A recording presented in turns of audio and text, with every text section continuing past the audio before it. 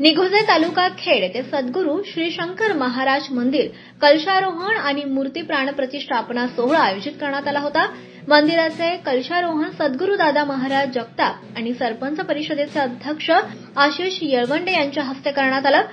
खेड तालुक्यातील 35 गावातील वारकरी संप्रदाय ग्रामस्थांना भजनाचे साहित्य यावेळी देण्यात आलं। या कार्यक्रमास खेडचे नवनिर्वाचित आमदार बाबाजी काळे, माजी आमदार दिलीप मोहिते यांच्यासह मान्यवरही उपस्थित होते। एक बेटाच्या पाया पडतो वारकरी संप्रदाय लहान मोठे पण हे वरच्या यारे सारे जण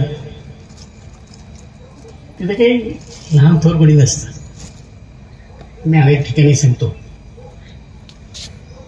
राजकारणातली पद जोपर्यंत माणूस पदावर असतो तोपर्यंत, पण महाराजांचं पद हे महाराजांना माझी हा शब्द नसतो।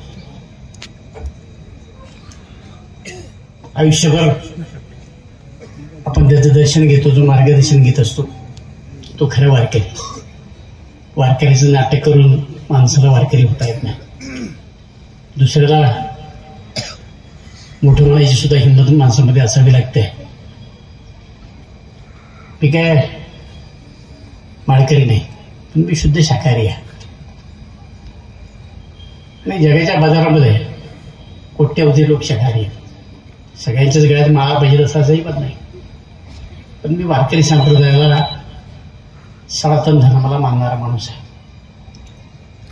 कारण आळंदीमधले जी वारकरी शिक्षण संस्था काढली त्याच्यामध्ये पहिले जे 4 विद्यार्थी होते त्याच्यामध्ये माझे धाकटे चुलते गणपतराव शिवाजीराव मोहिते पाटील त्या ठिकाणी एक विद्यार्थी होते। वारकरी संप्रदायाचा आमचा 2-3 पिढ्याचा संबंध आहे।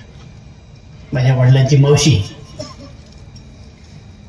जी सासवडमध्ये जगताप म्हणून होते, त्यांना मुलबाळ नव्हतं आणि दांडेकर महाराजांची त्यांची गाठ झाली आणि दांडेकर महाराजांना गुरु केल्यानंतर त्यांनी सर्वस्व संस्थेला अर्पून टाकलं आणि त्यांच्या सगळ्या प्रॉपर्टीचा लिलाव स्वतः सासवडमध्ये जाऊन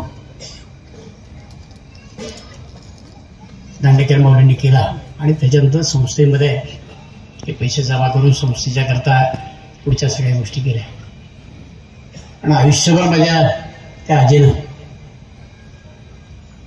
संस्थेमध्ये आयुष्य काढलं।